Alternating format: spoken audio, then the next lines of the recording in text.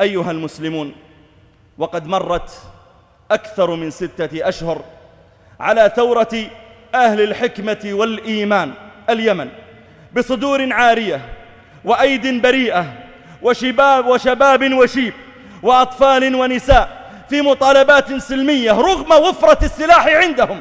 وفي اليمن أكثر من 60 مليون قطعة سلاح، ومع ذلك لا تزال ثورتهم سلمية. وإذا ذكرت اليمن ذكرت الركن اليماني والمحدث الأمير الصنعاني والعلامة الشوكاني وأمير العلماء الكوكباني وسيد الوعاظ والزهاد الخولاني. إذا ذكرت اليمن ذكرت الأوس والخزرج والمقدام المدجج، ذكرت الملكة بلقيس وأسماء بنت عميس. اليمنيون منهم شاعر الرسول حسان وملك العرب النعمان وخطيب الدنيا سحبان. اليمن منهم قبيلة جرهم، وهي أول من سكن مكة، ومن نسلها جاءت قريش وتزوج منهم إسماعيل، ومن نسله جاء النبي عليه الصلاة والسلام. فاليمنيون هم أخوال النبي عليه الصلاة والسلام. وملك اليمن كرب بن أسعد تبع هو أول من آمن بالنبي عليه الصلاة والسلام من قبل أن يولد رسول الله، آمن به، وهو أول من كسى الكعبة وأمر قبيلة جرهم بكسائها كل عام. أهل اليمن هم أهل الفصاحة والصباحة، هم أهل السماحة والملاحة، أرق الأمة قلوبا وأقلها عيوبا، هم أهل السكينة والوقار والفقه والاعتبار. أهل اليمن هم أنصار الرسالة وقادة الجهاد والبسالة. اليمن اشتق من اليمن ومن اليمين ومن الأمانة ومن الإيمان. وصفت اليمن باليمن السعيد، ولم توصف بلد أخرى في الدنيا بمثل هذا الوصف. ذكر الله تعالى اليمن وذكر مناطق اليمن، فذكر الله تعالى سبأ وذكر الأحقاف. وإذا ذكرت قصة أصحاب الأخدود وإرم ذات العماد وقصة سبأ وبلقيس وسيل العرم والفيل وأبرهة، فلا بد لزاما أن تذكر بلاد اليمن. أهل اليمن هم أول من أجاب إبراهيم إلى الحج. قرأ ابن عباس رضي الله عنهما قول الله تعالى: وأذن في الناس بالحج يأتوك رجالا وعلى كل ضامر. فقام إبراهيم عليه السلام فنادى قال: أيها الناس، إن الله كتب عليكم الحج فحجوا، وبلغ الله صوته إلى جميع الآفاق. قال ابن عباس: فكان أهل اليمن هم أول من أجاب إبراهيم عليه السلام.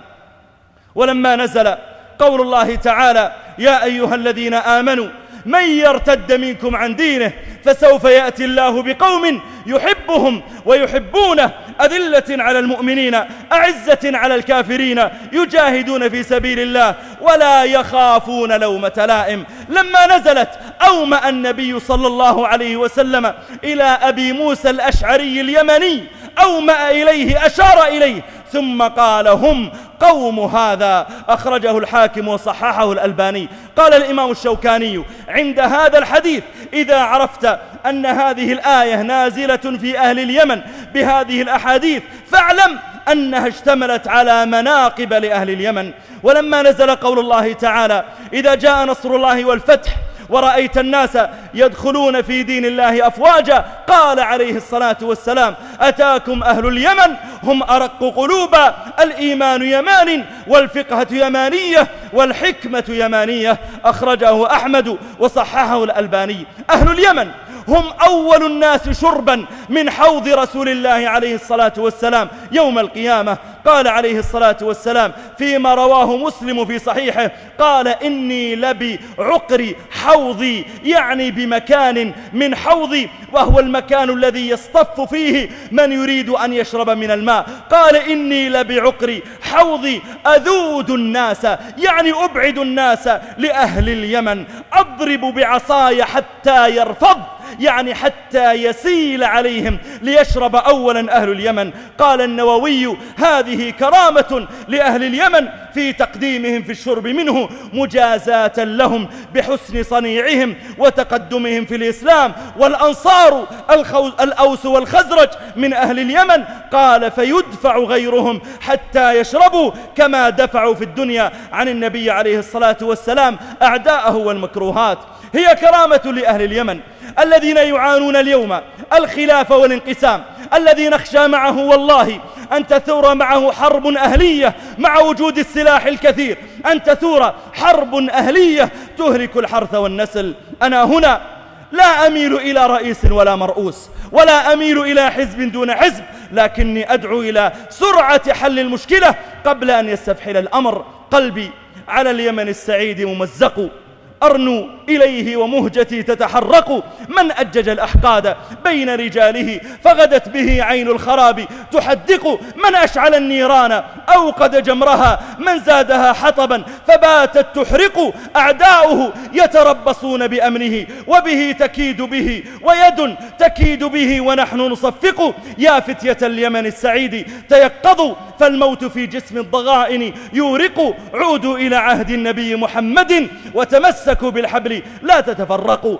أهل اليمن هم أهل الإيمان، أهل الحكمة، لكن المؤمن والحكيم إذا جاع بطنه ومرض ولده وسلب ماله سلك كل سبيل شرعي للمطالبة بحقه. أيها المسلمون، دعا النبي صلى الله عليه وسلم لأهل اليمن.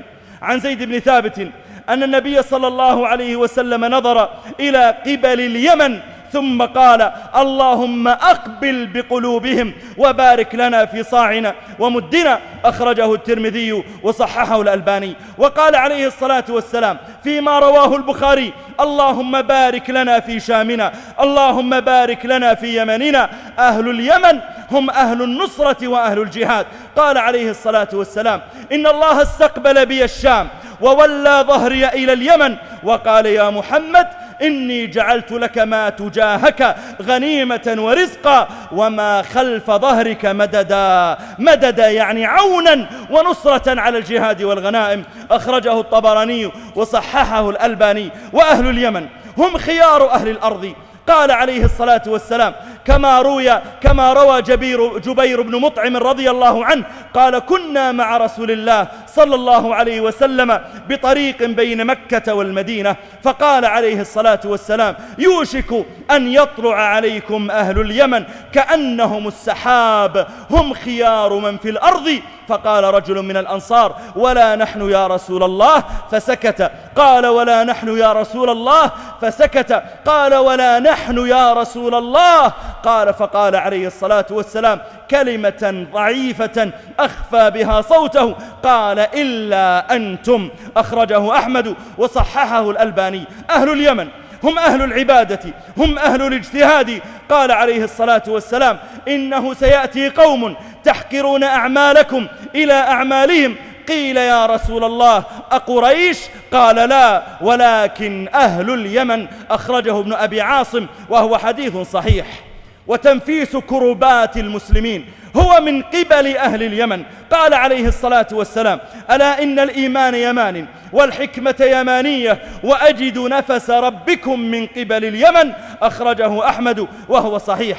هذا الحديث شرف لأهل اليمن، فهم من هبوا من البراري والقفار، وهم من ركبوا المهالك والأخطار، وهم من أنزلوا البأس بالكفار وفتحوا الأمصار، وبهم ينفس الله عن المؤمنين الكربات. أهل اليمن هم أهل الشريعة وأهل الأمانة وأهل القضاء.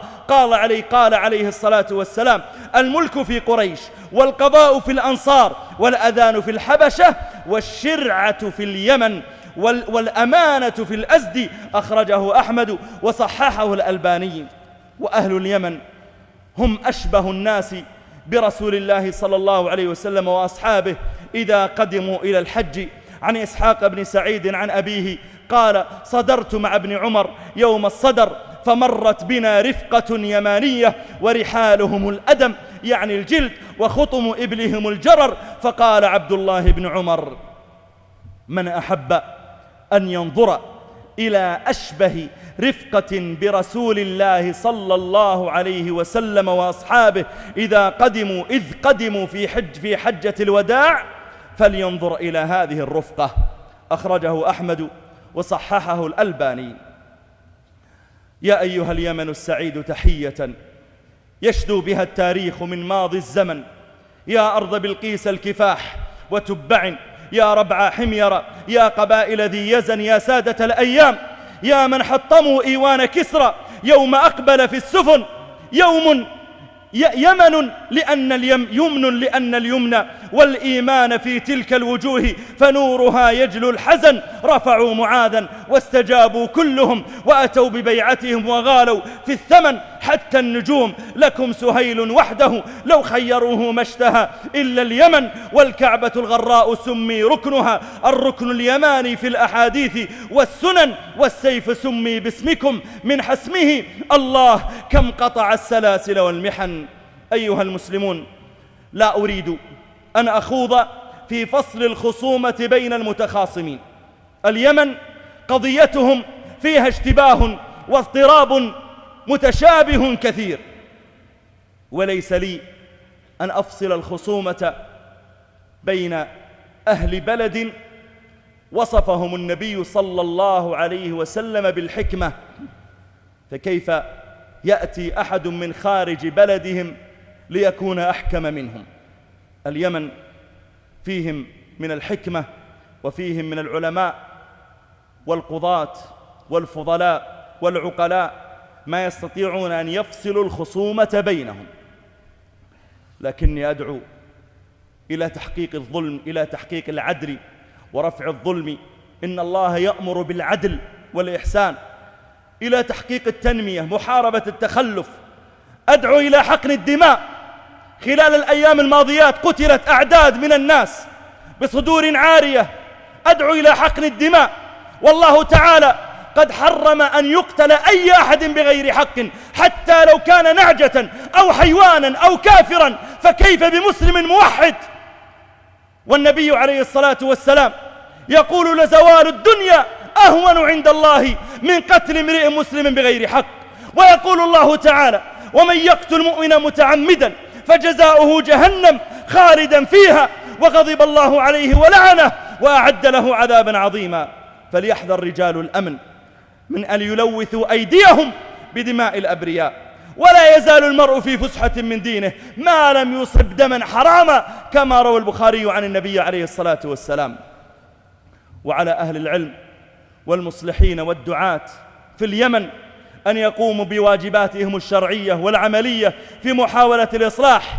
أين قبائل اليمن الأبية الشهمة صاحبة المروءة والكرم؟ أين هم؟ ألم يستطيعوا أن يخمدوا هذا الاضطراب الذي يقع بينهم؟ ينبغي أن تقدم مصلحة الشعب على كل مصلحة تتعلق بالأحزاب والرئاسة وما شابه ذلك. ينبغي أن تضبط النفس وأن يتحلى الناس بالصبر مع المطالبة بالحقوق الشرعية والبعد عن المطالبات الحزبية التي قد تفرق الشعب وتدعو إلى الاختلاف فيه. وينبغي أن يحكم كتاب الله تعالى بينهم، فلا وربك لا يؤمنون حتى يحكموك فيما شجر بينهم ثم لا يجدوا في أنفسهم حرجا مما قضيت ويسلموا تسليما. يسلموا وإن كان فيه نزع لرئاسة أو وزارة أو أخذ لمال أو إخراج من ملك، ويسلموا تسليما ما دام أن الأمر شرعي وأن الحكم قضائي. إنما المؤمنون إخوة فأصلحوا بين أخويكم. يا بني الحكمة يا أهل اليمن، أخمدوا في أرضكم نار الفتن، أغلقوا بوابة الحرب، فما بابها إلا ضياع للوطن. يمن التاريخ أرض حرة من أقاصي شامها حتى عدن، فاحفظوها من ذئاب لم تزل تتنادى نحوها منذ زمن. يا بني الحكمة أنتم وحدكم لو تحاربتم ستعطون الثمن، ويد الغدر إذا امتدت إلى غافل عنها سرى منها العفن.